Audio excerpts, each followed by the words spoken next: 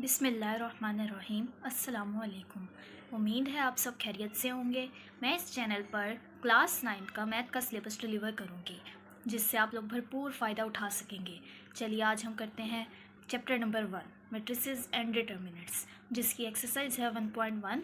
उसका question number 1 है find order of matrices. Order of matrix A क्या है हमारे पास 2 3 -5 6। इसमें हम लोगों ने ऑर्डर फाइंड करना है। ऑर्डर फाइंड करने के लिए हमें नंबर ऑफ़ रोज़ और नंबर ऑफ़ कॉलम्स चाहिए। रोज़ क्या होती हैं, जो एंट्रीज़ होती हैं हॉरिजॉन्टल वे इस तरीके से होता है, ठीक है।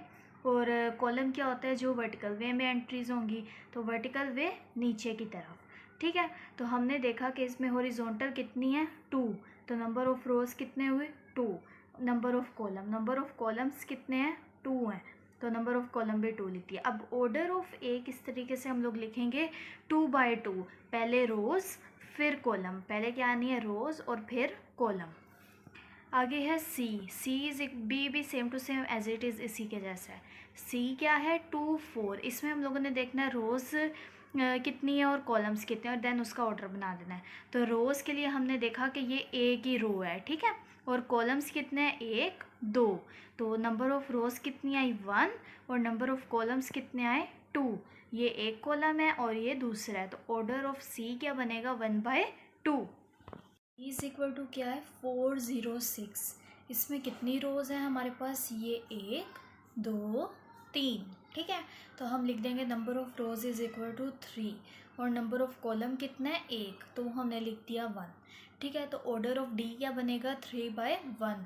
पहले हम लोगों ने क्या लिखनी है रोज़ और फिर हम लोगों ने क्या लिखना है कॉलम।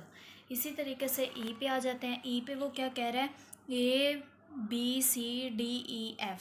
इसमें भी हम लोगों ने नंबर ऑफ़ रोज़ और नंबर ऑफ़ कॉलम्स बताने हैं। तो नंबर ऑफ़ रोज़ कितनी है 1 2 3, तो नंबर ऑफ़ रोज़ कितनी आ गई 3 और number of column 1 2, number of columns कितने आ गए 2। तो ऑर्डर ऑफ ई क्या बनेगा 3/2। Value of A B C and D, ठीक है। इसमें हम लोगों ने क्या फाइंड करनी है वैल्यूज़।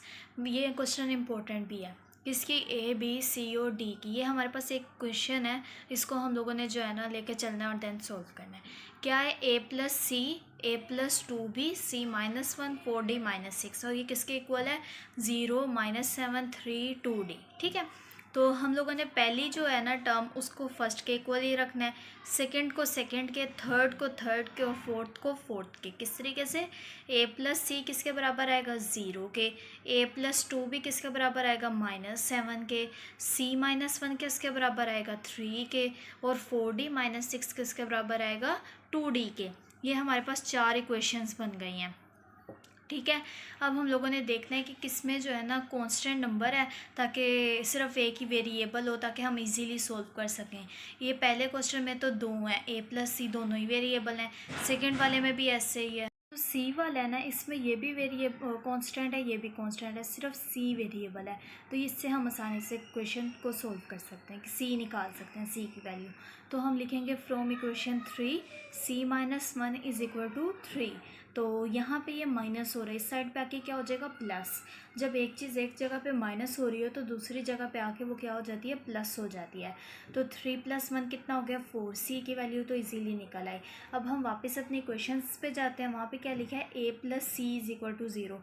सी की वैल्यू हम लोगों को मिल गई है, अगर हम ए में पुट कर दें तो ए की वैल्यू भी इजीली निकल सकती है। किस तरीके से हम लिखेंगे from equation 1 a+c is equal to 0, तो सी की जगह पे हम लोग क्या लिख देंगे 4 लिख दिया। तो यहाँ पे ये 4 प्लस हो रहा है, इस साइड पे आके क्या हो जाएगा माइनस, तो 0 - 4 क्या आ जाएगा -4, तो ए की वैल्यू भी निकल आई। उसके बाद है हम लोगों ने देखना है कि अब जो इक्वेशन 2 है उसमें हम लोगों को अब ए की वैल्यू तो पता चल गया, सिर्फ बी रह गया ना, बी की वैल्यू निकालते हैं। किस तरीके से कि a+2b इज इक्वल टू -7 है, ए की जगह पे उसकी वैल्यू पुट की -4, 2 भी एज इट इज़ और -7 भी एज इट इज़।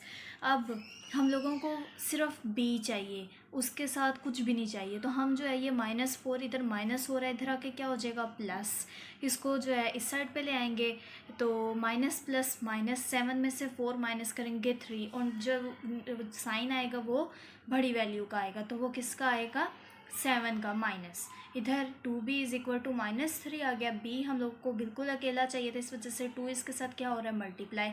तो एक चीज़ जब एक साइड पे मल्टीप्लाई हो रही हो तो दूसरी साइड पे आके वो क्या हो जाती है, डिवाइड हो जाती है। तो हमने लिख दिया कि 2 इधर मल्टीप्लाई हो रहा था, इधर आके क्या हो गया, डिवाइड हो गया। तो b इज इक्वल टू क्या आ गया, -3/2। इसके बाद है फ्रॉम इक्वेशन 4। फ्रॉम इक्वेशन 4 में वो क्या कह रहा है, 4d - 6 is equal to 2d। तो हमने a b c तीनों की वैल्यू निकालनी है। अब सिर्फ हम लोगों ने किसकी निकालनी है, d की। तो यहाँ पे 2d प्लस हो रहा था, हम इसे भी इस साइड पे ले आए हैं, माइनस कर दिया। 4d में से 2d माइनस करेंगे तो हमारे पास कितना आ गया, 2d, और ये -6 एज इट इज़। अब हमारे पास ये माइनस हो रहा है, इधर आके क्या हो जाएगा, प्लस। तो हमने 0 + 6 किया तो हमारे पास क्या आंसर आया, 6, और ये 2d है। d हमें जो है अकेला चाहिए, जिस वजह से हमने 2 इसके साथ मल्टीप्लाई हो रहा था, इस साइड पे आके हमने क्या कर दिया, इसको डिवाइड। तो 6/2 क्या आंसर आता है हमारा, 3। तो d की वैल्यू भी आ गई। इसी तरीके से हम लिख देंगे कि a की वैल्यू क्या आई, -4, b की -3/2, c की 4 और d की 3। यही चीज़ हम लोगों ने प्रूव करनी थी कि जो है ना, वैल्यूज़ निकालनी थी a b c और d की।